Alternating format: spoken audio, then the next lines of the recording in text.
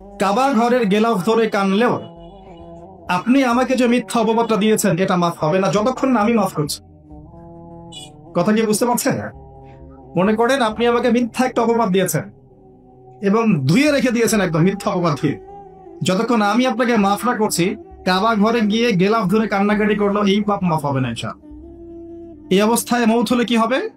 পরকালে দেখবেন আমি দাঁড়িয়ে আছি আপনার জন্য, আপনার হিসাব হচ্ছে, হিসাব শেষ। আপনি সালাত, সওম, হজ জাকাতে নেকি নিয়ে উঠেছেন, কিন্তু দেখছেন আমি দাঁড়িয়ে আছি, আমার মতো আরো 10 জন দাঁড়িয়ে আছে। ওই 10 জনকে আপনি গালি দিয়েছিলেন, অপবাদ দিয়েছিলেন, তাদের গীবত করেছিলেন, তাদের সম্পদ বা সম্মানের হানি করেছিলেন। এখন কিয়ামতের মাঠে আপনার নেকি দিয়ে এই ঋণ শোধ করতে হবে, অন্য কোনো অপশন নাই। আর যদি নেকি শেষ হয়ে যায় তখন কি হবে? তখন আমার আমলনামা থেকে কিছু গুনাহ আপনাকে নিতে হবে।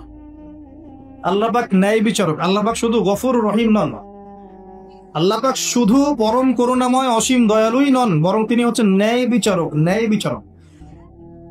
একজন ধর্ষক যদি বলে যে আল্লাহ পাক তো গফুর রহিম, আল্লাহ আমাকে মাফ করে দিতে পারে না, তাহলে যাকে ধর্ষণ করলো সে তার উপর জুলুম হবে না? আল্লাহ পাক যদি ধর্ষককে মাফ করে দেন না, তাহলে যাকে ধর্ষণ করা হয়েছে ওর প্রতি জুলুম হবে না? কথা বুঝতে পারছেন না? মনে করেন আপনি নাউজুবিল্লাহ কারো সম্পদ আত্মসাৎ করেছেন, এখন আল্লাহ যদি আপনাকে মাফ করে দেন না, তাহলে এই যে যার সম্পদ আপনি আত্মসাৎ করেছেন এর উপরে জুলুম করা হচ্ছে না? আল্লাহ পাক কি জুলুম করবেন?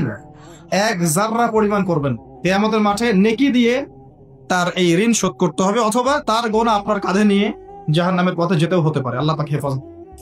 এই জন্য সবসময় সতর্ক থাকবেন আপনার যারা যেন মানুষের হক নষ্ট না হয়। মানুষ আপনাকে গালি দেখ, থাপ্পড় মারুক, জমি আত্মসাৎ করে ফেলুক, হক নষ্ট করুক, কি করে করুক, আপনি তারটা করতে যায় না। যারা করছে আপনি লাভবান। আপনি কেমন করে লাভবান? আপনি অসংখ্য নেকি পাচ্ছেন, আপনি জানছেনও না। যেই আপনার বিরুদ্ধে মনে করেন আপনি নিষ্পাপ, অন্যায় করেন নাই, আপনার বিরুদ্ধে জুলুম করা হচ্ছে, অপবাদ দেওয়া হচ্ছে, আপনাকে আন্ডারস্টিমেট করা হচ্ছে, ইত্যাদি ইত্যাদি, আপনি বসে বসে নেকি পাচ্ছেন, বসে বসে নেকি পাচ্ছেন। এবং পরকালে কিয়ামতের মাঠে উঠে দেখবেন অসংখ্য নেকি অটোমেটিক আপনার আমলনামে চলে আসবে। তখন তারা আফসোস করবে দুনিয়াতে এই কাজগুলো না করে ভালো কিছু করলে ভালো হতো। যাই হোক, মানুষের সাথে জড়িত পাপ আল্লাহর কাছে মাফ হবে না।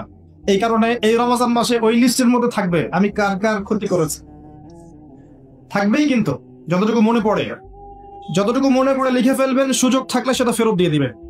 যদি সুযোগ না থাকে ক্ষমা চেয়ে নিবেন, যদি সেই সুযোগও না থাকে তার পরিবারের কাছে ক্ষমা চেয়ে নিবেন, যদি সেই সুযোগও না থাকে তার পক্ষ থেকে সদকা করে দিয়ে পারা যাবে ইনশাআল্লাহ। সেই সুযোগও নাই, তাহলে হাতটা তুলে তার জন্য দোয়া করবেন, আল্লাহ আমি আমার অমুক ভাইকে মিথ্যা অপবাদ দিয়েছিলাম, আল্লাহ তুমি তাকে মাফ করে দিও। আশা করা যায় আপনার গুনাহ আল্লাহ মাফ করে দিবেন।